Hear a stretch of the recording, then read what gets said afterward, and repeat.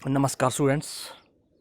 आज मैं आपके सम्मुख रामधारी सिंह दिनकर का प्रसिद्ध काव्य उर्वशी के 5वें अंक का सार आपके समक्ष प्रस्तुत कर रहा हूँ, जिससे आपको उर्वशी काव्य को समझने का मौका मिले।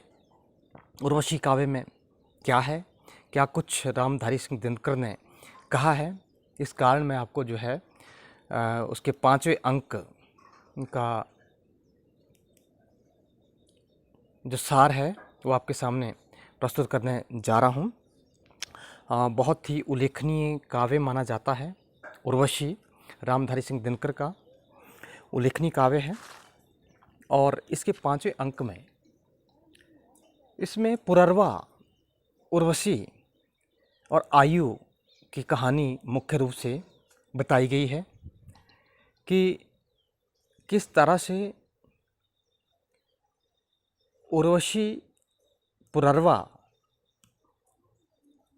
और आयु जो है उनका संबंध आपस में है। आयु उर्वशी का और पुररवा का पुत्र है, जो उसको उर्वशी जन्म के तुरंत बाद च्वेन ऋषि के आश्रम में छोड़कर आती है। इस अंक में या इस काव्य में आपको जो पात्र वो मिलेंगे, उसमें पुररवा उर्वशी राजपंडित है, राजज्योतिषी है, अन्य सभासद हैं और परिचारक तथा बहुत सी परिचारिकाएं जो हैं इसमें उपस्थित हैं। राजा जो है वो चिंताग्रस्त है, बहुत उदास है, राजा चिंता में है।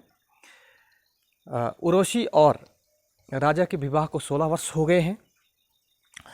एक रात राजा को बहुत ही विचित्र स्वप्न आया और उस स्वप्न की वजह से वह चिंताग्रस्त हैं।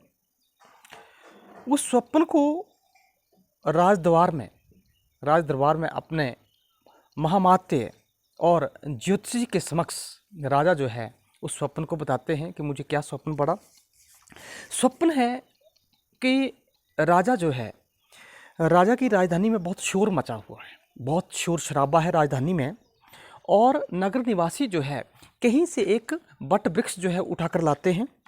बट वृक्ष का एक नवीन पौधा, नया पौधा जो है, नवीन पादप जो है उठाकर लाते हैं और उसे उसके बाहर के आंगन में रोप देते हैं। बाहर के आंगन में उसको रोपते हैं और सभी चिंताग्रस्त होकर उसको सींच रहे हैं, चिंताग्रस्त हैं और उसको सींच रहे हैं।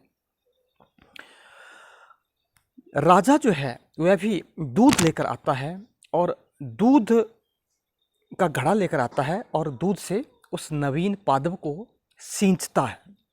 एकदम सीन बदल जाता है, स्वप्न का सीन बदल जाता है और राजा एक मदमस्त हाथी पर बैठ जाता है।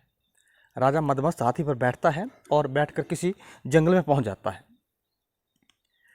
हाथी से उतरकर जब राजा देखता है कि चारों ओर सुनसान मचा हुआ है, सुनसान है, कोई भी आदमी राजा को नहीं दिखाई देता है। जंगल में पूरी तरह से सुनसान जो है वो है और बहुत जल्द हाथी जो है वह भी वहाँ से चला जाता है, चोरी चोरी चुपके चुपके राजा को अकेला छोड़कर चला जाता है। राजा को लगता है सपना बता रहा है राजा।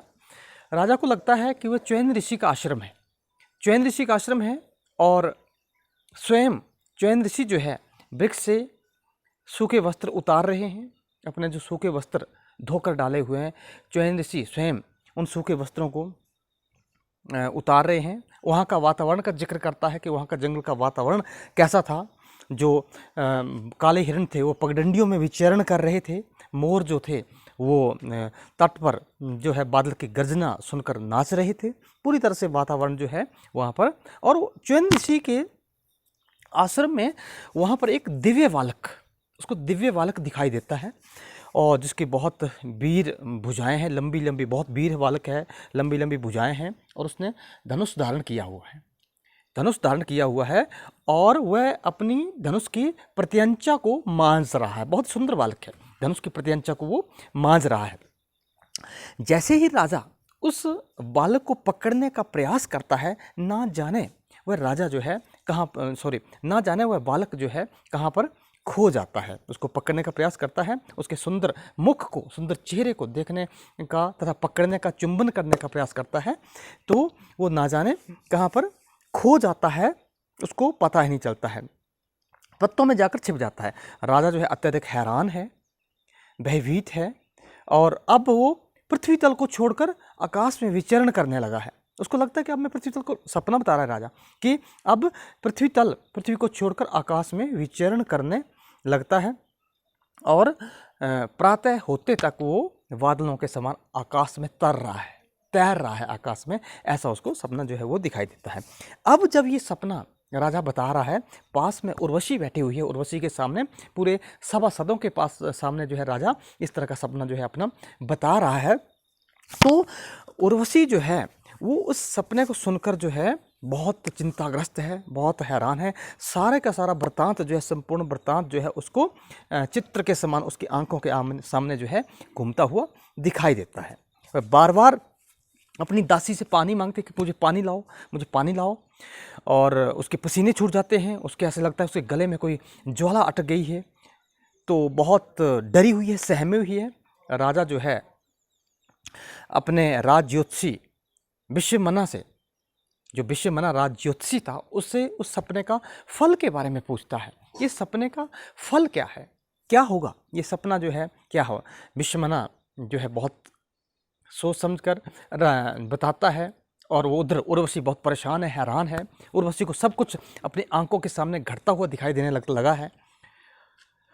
राजा उसको समझाता है कि कुछ नहीं होगा, सपना है, और विश्वमना से सपने का फल पूछता है कि आखिर इस सपने का फल क्या है, क्या होगा आखिर में। तो विश्वमना बहुत सोच विचार कर कहता है, बहुत सोच विचार करता है, और मौन रहने का निर्णय लेता है कि मैं कुछ नहीं बोलूँगा, क्योंकि उसको जो दिख रहा है, जो उसका सपने का फल जो उसको दिख रहा है, उसके वो बहुत ही चिंताग्रस्त है, चिंता करने वाला है, और विश्वमना चुप रहता है, मौन रहना। परंतु राजा उसको तुरंत आदेश देता है, आप कहिए, सपने का फल बताइए, और आपको बताना ही पड़ेगा क्या सपने का फल है। तो राज ज्योतिषी जो है वो क्षमा याचना करता है, उसे क्षमा कि राजन मुझे क्षमा कर दीजिए, आपकी जन्म कुंडली में कभी ना मिटने वाला संन्यास योग है, जो कभी नहीं मिटेगा आपकी जन्म कुंडली में ये है, और वो आज ही फलीभूत होने जा रहा है।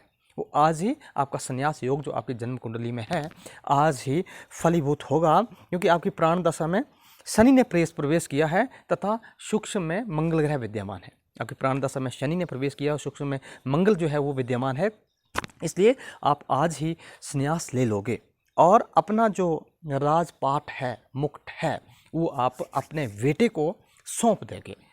परंतु हैरानी इस बात के को अभी तक वो बेटा है कहाँ, उत्पन्न ही नहीं हुआ है, अभी तक तो गर्भ से उत्पन्न ही नहीं हुआ है। मुझे हैरानी इस बात की है, आज तक मेरा जो राजगणना है, जो गणना है, ज्योतिष गणना है, वो गलत नहीं हुई है, परंतु आज गलत होने जा रही है। जो आपके उसमें जो इसमें जो फल है सपन का, उसमें ये लग रहा है कि आपकी जो उसमें है इस ज्योतिष विद्या में, गणना में ऐसे लग रहा है कि आज ही आप जो है अपना राजपाट जो है अपने बेटे को सौंप दोगे। परंतु हैरानी इस बात की है कि बेटा ने अभी तक जन्म तो लिया ही नहीं है, और क्योंकि ये आज ही फलीभूत होना है, आज शाम तक अपना मुकुट जो है, राजमुकुट अपने बेटे को आप दे दोगे। अब इस बीच एक सुकन्या जो है, सुकन्या आयु के साथ दरबार में प्रवेश करती है। आयु पुत्र, उनका पुत्र आयु के साथ सुकन्या जो है वो राज दरबार में प्रवेश करती है और उपस्थित होती है, और संपूर्ण रहस्य का उद्घाटन जो है सभी के सामने कर देती है। सुकन्या ने आते ही कहा कि अचानक आज ही चैन ऋषि ने कहा, आज्ञा दी कि आज ही आयु को समय रहते रहते, आयु को सूर्य डूबने से पहले जो है आपको अपने पिता के घर पहुंचाना है। आयु को अपने पिता के घर सूर्य डूबने से पहले आपको पहुंचाना होगा, इसलिए मैं आज इसको यहाँ लेकर आई हूँ। मेरे पास पूर्व सूचना देने का समय नहीं था, इतना समय नहीं था कि मैं आपको पहले ही बता देती कि इस दिन मैं आयु को ला रही हूँ या लाऊंगी। इस कारण आज ही जो है चैन ऋषि ने ये आदेश दिया था, इस कारण मैं आपको यहाँ इसको ले आई हूँ। 16 वर्ष पहले जो उर्वशी ने मुझे धरोहर सौंपी थी, आज वो धरोहर आपको सौंपने के लिए मैं आई हूँ और मैं उसे कुशलतापूर्वक आपके समक्ष लौटा रही हूँ। अब राजा हैरान है इस अद्भुत लीला को देखकर राजा, क्योंकि राजा को मालूम ही नहीं था कि एक मेरा बेटा भी। राजा हैरान है कि मैं अपने पुत्र का पिता हूँ। राजा बहुत खुश होता है, आनंदित होता है कि मैं एक पुत्र का पिता हूँ और अपनी प्रसन्नता को व्यक्त करता है कि अब पूरे नगर में घोषणा कर दो कि मैं पुत्रवान हो गया हूँ, राजा पुत्रवान हो गया हूँ। घोषित करो नगर में, और जो जहाँ है उसको वहाँ बुला लाओ और खजाने के मुंह जो है वो खोल दीजिए, पूरा जो कोष है उसको खोल दीजिए सभी को, क्योंकि बहुत खुश है। अब अंततः उर्वशी जो है वो राजा के सामने इस रहस्य का उद्घाटन कर देती है कि राजन, जब आप अंतपुर में आप एक विशेष जीवन व्यतीत कर रहे थे तो च्यवन ऋषि के आश्रम में मेरे गर्भ से आयु जो है वो आयु का जन्म हुआ था। पिछले 16 वर्षों से आयु को मैं च्यवन ऋषि के आश्रम में ही छोड़कर आई थी और इतने में वहाँ से वो गायब हो जाती है। उर्वशी ये कहकर वहाँ से चली जाती है। आगे का वृत्तांत जो है सुकन्या बताती है कि जो शाप, उर्वशी को एक शाप दिया था भरत के शाप से। भरत शाप की घटना का जिक्र जो है वो करती है कि भरत शाप की घटना से ही के कारण ही उर्वशी ने इस तरह से किया था। भरत ने उसको शाप दिया था। राजा को सुकन्या कहती है कि आपके प्रेम पाश में फंसकर, आपके प्रेम में फंसकर जो है उर्वशी आप तक पहुंच गई थी। वो देववाला थी, देव कन्या थी, अप्सरा थी, देवताओं की वाला थी। और वो जब आपके प्रेम पास में फंसी तब भरत ने उसको शाप दिया था कि आप भूल गई निज कर्म में, अपने ही कर्म में आप जो है आपके अपने कर्म को भूल गई, निज कर्म को भूल गई, और जिस कर्म में आपको संलिप्त होना था उस कर्म को आप भूल गई। और अब जा तू प्रेयसी बन उस मानव की प्रेमिका बन जाओ। जिस मानव को आपने प्यार किया है, जाओ आप पृथ्वी लोक पर चले जाओ। स्वर्ग से जो भरत ने शाप दिया कि आप अपने कर्म को भूल गई हो, आपका क्या कर्म था उसको आपने भूला है, इसलिए आप जाओ और कहाँ पर, उस मनुष्य की आप जो है प्रेयसी बनकर वहाँ पर रहो। मनुष्य की प्रेयसी बनो और वहाँ पर रहो। तो इसलिए, परंतु आप प्रेयसी भी तब तक बन पाओगे कि आप गृहस्थ के सभी सुख जो है एक साथ नहीं प्राप्त कर पाओगे। या तो आपको पति मिलेगा या आपको पुत्र मिलेगा। पुत्र और पति दोनों इकट्ठे नहीं मिलेंगे। आपको या पुत्र मिलेगा या आपको पति जो है वो मिलेगा। वो भी तब तक जब आपका पति आपके पुत्र का मुंह ना देख ले, या आपका पुत्र आपके पति का मुंह ना देख ले, वो सुख भी आपको तब तक ही प्राप्त होगा। अब महाराज पुरोरवा अब देखते हैं कि उर्वशी वहाँ पर नहीं है। उर्वशी जो है वो गायब हो गई है। उर्वशी वहाँ पर नहीं है। सभी कहते हैं कि उर्वशी यहाँ पर मौजूद नहीं है। अब महाराज पुरोरवा उर्वशी के वियोग में अत्यधिक व्याकुल है, और जैसे ही आयु और पुरोरवा मिलते हैं तो उर्वशी स्वर्गगामी हो जाती है, उर्वशी चली जाती है। जब राजा को पता चलता है कि उर्वशी जो है देववाला थी और वो स्वर्ग को जा चुकी है तो बहुत व्याकुल हो जाते हैं। पुरोरवा जो है बहुत व्याकुल हो जाते हैं। भले ही सुकन्या ने उसको कहा कि आप पश्चाताप ना करिए, क्योंकि वो देववाला थी, वो जहाँ से आई थी उसने वहीं को जाना था, परंतु वो बहुत प्रेम करते थे उसको, बहुत उसको चाहते थे। इस कारण जो है उन्होंने जो है उनको बहुत पश्चाताप होता है, बहुत दुख होता है, अत्यधिक अशांत हो जाते हैं और वो गुस्से में होते हैं। वो कहते हैं कि मैं देवलोक को भस्मीभूत कर दूंगा, देवलोक को जला दूंगा, मेरा धनुष लाओ और अभी मैं इंद्रलोक पर देवताओं के ऊपर चढ़ाई कर दूंगा, भस्मभूत कर दूंगा। मेरा धनुष लाइए और मेरा रथ जो है उसको तैयार करिए, अभी मैं जाता हूँ और देवताओं का विनाश कर दूंगा, नाश कर दूंगा, सत्यानाश कर दूंगा। अब महामाते ने राजा को शांत होने के लिए कहा। उन्होंने कहा कि आप इस तरह का कदम मत उठाइए, क्योंकि देवताओं और मनुष्यों में जब युद्ध होगा तो दानव जो हैं, राक्षस जो हैं, वो भी चुप नहीं बैठेंगे, वो भी किसी में आकर, मनुष्य में आकर मिल जाएंगे और देवताओं का विनाश कर देंगे। परंतु क्या ये सही होगा कि अपने ही श्रेष्ठ रूप से जो देवता है मनुष्य का श्रेष्ठ रूप है और दानव निकृष्ट रूप है।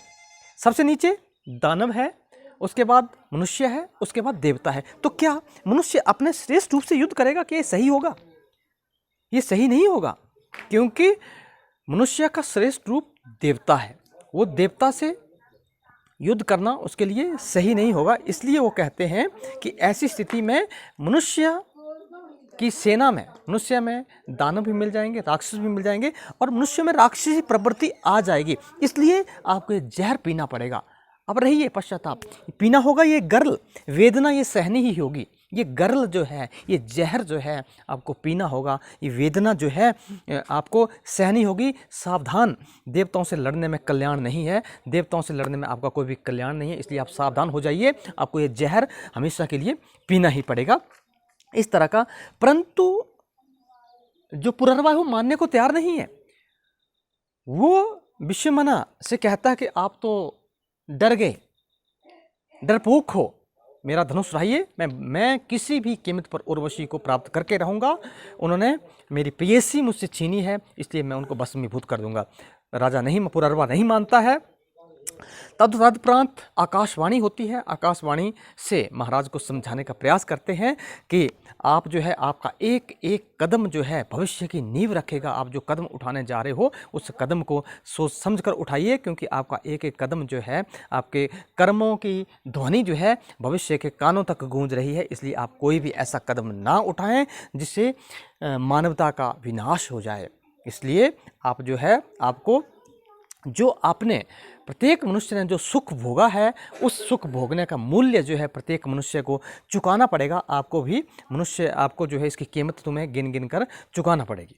जब राजा ने ये आकाशवाणी सुनी तो कुछ राजा में जो है वो ज्ञान आया और राजा तुरंत उठता है और अपना मुकुट जो है वो उतार कर आयु को पहना देता है और आयु को पहनाकर तुरंत संन्यास लेकर जंगल में चला जाता है। इतने में जब राजा जो है जंगल में चला जाता है तो औशनरी, जो कि पत्नी थी, पुनर्वा की पत्नी थी, उर्वशी के अलावा अन्य पत्नी थी औशनरी, वह आती है और वो विलाप करती है, वो लिपट जाती है आयु के साथ और कहती है, देखो इसका नेत्र, इसका ललाट, इसकी ठोड़ी महाराज से कितनी मिलती जुलती है।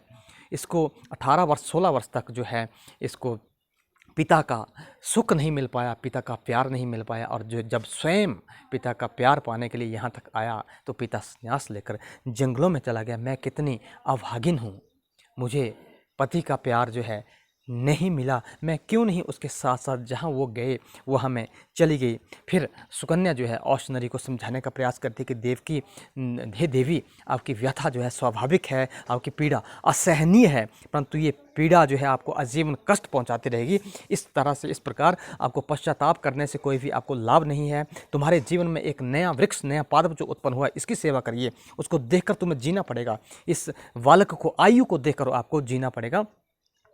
और क्योंकि नारी जो है हमेशा त्याग करती है, नारियों ने हमेशा त्याग किया है। इस तरह से सुकन्या के विचारों से प्रभावित होकर औशनरी जो है पश्चाताप की भावना को त्याग कर आयु को अपने गले से लगा लेती है और आगे का जीवन जो है वो खुशी खुशी आयु जो है वो राजा बन जाता है, औशनरी राजमाता माता बन जाती है, और उस तरह से खुशी खुशी आगे का जीवन जो है वो उनका चलता है।